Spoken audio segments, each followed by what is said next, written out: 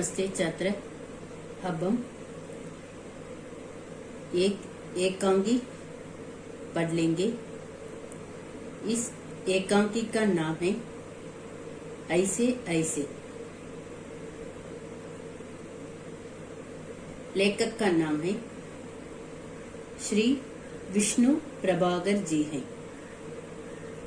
पहले लेखक परिचय पढ़ लेंगे, इसके बाद इस एकांकी के सारांश को देख लेंगे। श्री विष्णु प्रभाकर जी का जन्म उत्तर प्रदेश के मुजफ्फरनगर जिले के गांव मीरापुर में हुआ था। श्री विष्णु प्रभाकर जी की आरंभिक शिक्षा मीरापुर में हुई। अब हम इस एकांकी के पात्र परिचय को देख लेंगे। पात्र परिचय। मोहन एक विद्यार्थी, दीनानाथ एक पड़ोसी, माँ मोहन की माँ, पिता मोहन के पिता,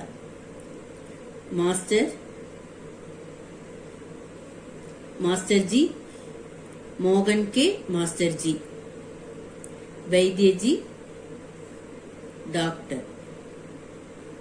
तथा एक पड़ोसी। ये सब इस एकांकी के पात्र है।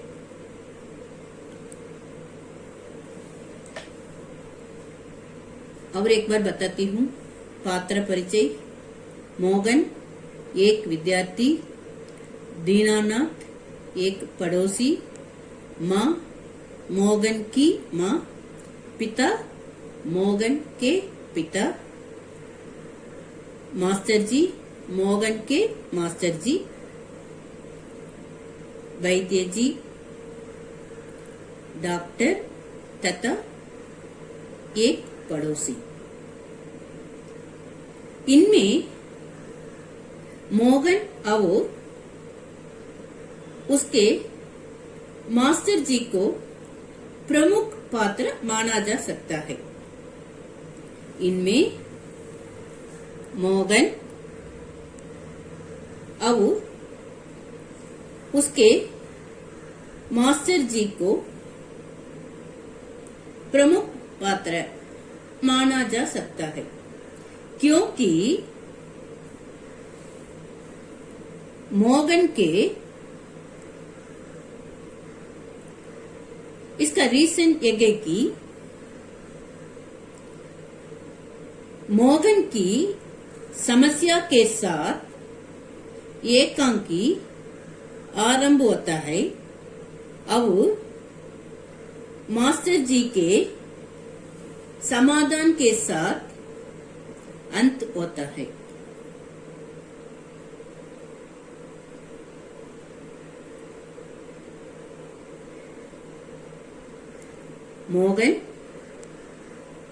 मोहन की माँ, मोहन के पिता, पड़ोसी दीनानाथ,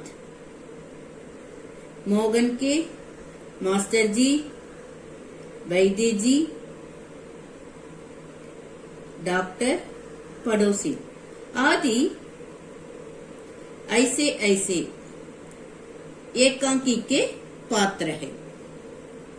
इनमें मोहन और उसके मास्टर जी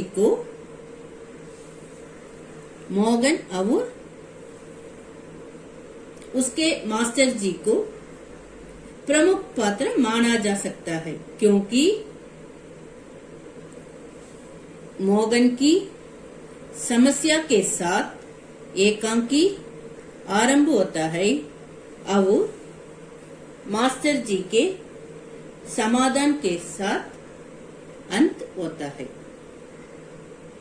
मोहन की समस्या के साथ एकांकी आरंभ होता है और मास्टर जी के समाधान के साथ अंत होता है।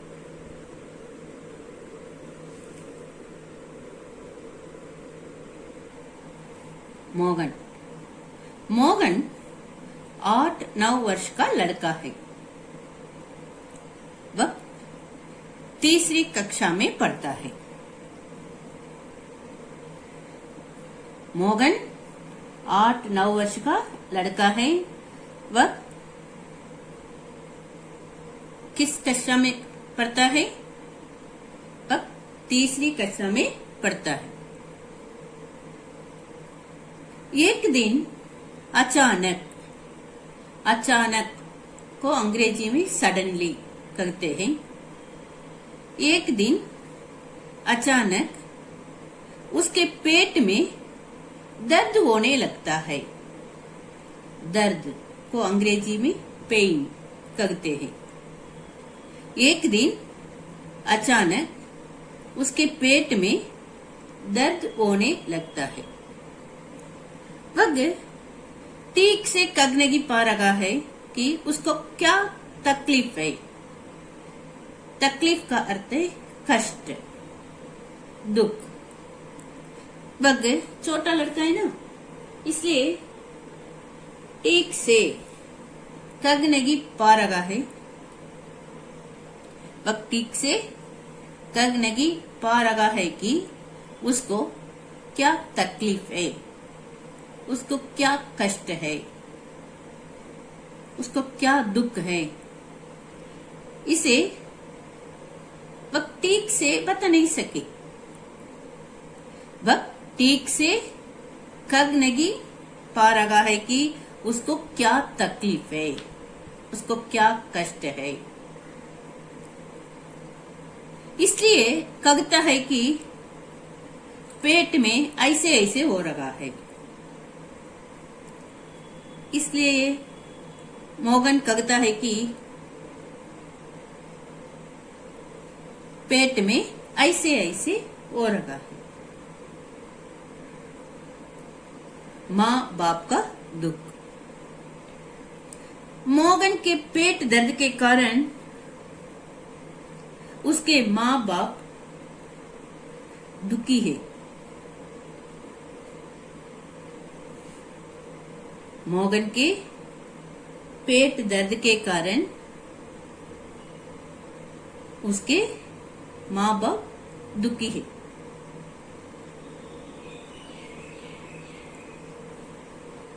पिताजी ने मोगन से पूछा, अरे गड़बड़ होती है? तो मोगन बोला नहीं। फिर पूछा, चक्सा चुभता है? तो मोगन जवाब दिया नहीं। गोल सा फूटता है? तो मोगन बोला नहीं। जो पूछा उसका जवाब नहीं।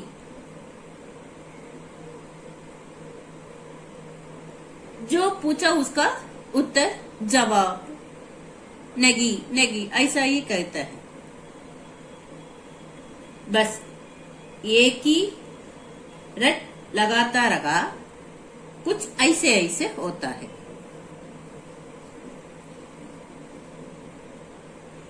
पिताजी कहते हैं कि उसने एक केला और एक संतरा खाया था। पिताजी कहते हैं कि उसने एक केला और संतरा खाया था।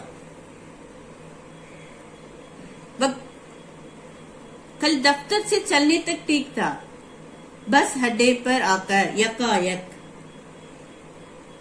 अंग्रेजी में सडनली कहते हैं, यकायक बोला कि मेरे पेट में कुछ ऐसे ऐसे हो रहा है। यकायक बोला कि मेरे पेट में कुछ ऐसे ऐसे हो रहा है। मोगन सुबह अच्छा था। स्कूल जाने के वक्त अचानक बीमार पड़ गया। उसके पेट में दर्द होने लगा। वह ठीक से कग भी नहीं पा रहा था कि उसे क्या हो रहा है। मोगन माँ माँ कहकर जोर से कराहने लगा, जोर से चिल्लाता था। माँ माँ ऐसा कहकर जोर से चिल्लाता था। इसलिए मोगन की माँ ने समझा कि उसे कोई खतरनाक बीमारी है। इसलिए ये जोर से चिल्लाते हैं ना, माँ माँ। इसी तरह कहकर मोगन माँ माँ कहकर जोर से कराहने लगा, चिल्लाते थे। इसलिए मोगन की माँ ने समझा कि उसे कोई खतरनाक बीमारी हुई है।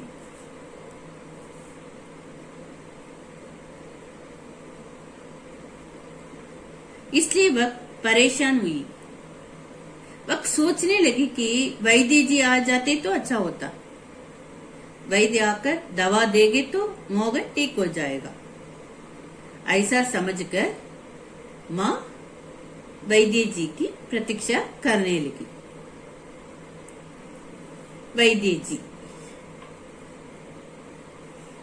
मोगन के पेट दर्द की खबर पाकर, दर्द को अंग्रेजी में पेन कहते हैं, मोगन के पेट दर्द की खबर पाकर वैद्य जी मोगन के घर आते हैं। कौन आते हैं?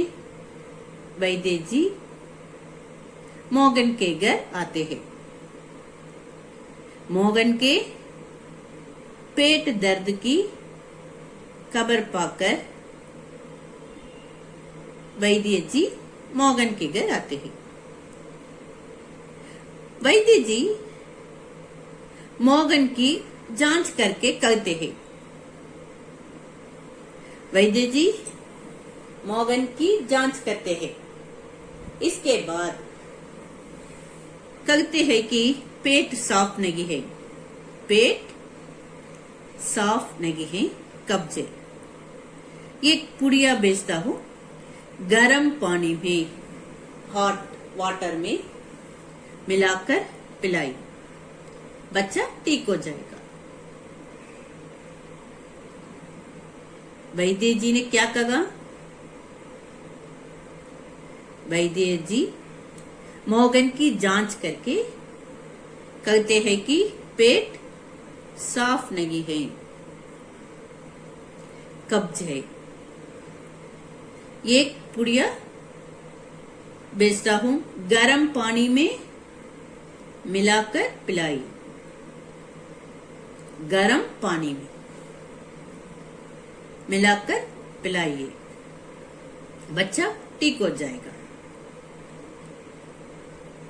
मोगन के पिता वैद्य जी को 5 रुपये देते हैं। वैद्य जी चले जाते हैं। इसके बाद क्या हुआ, इसके बारे में अगले वर्ग में देख लेंगे।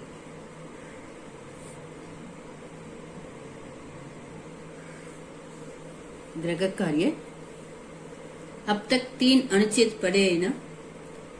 इन 3 अनुच्छेद को अच्छी तरह एक बार लिखिए।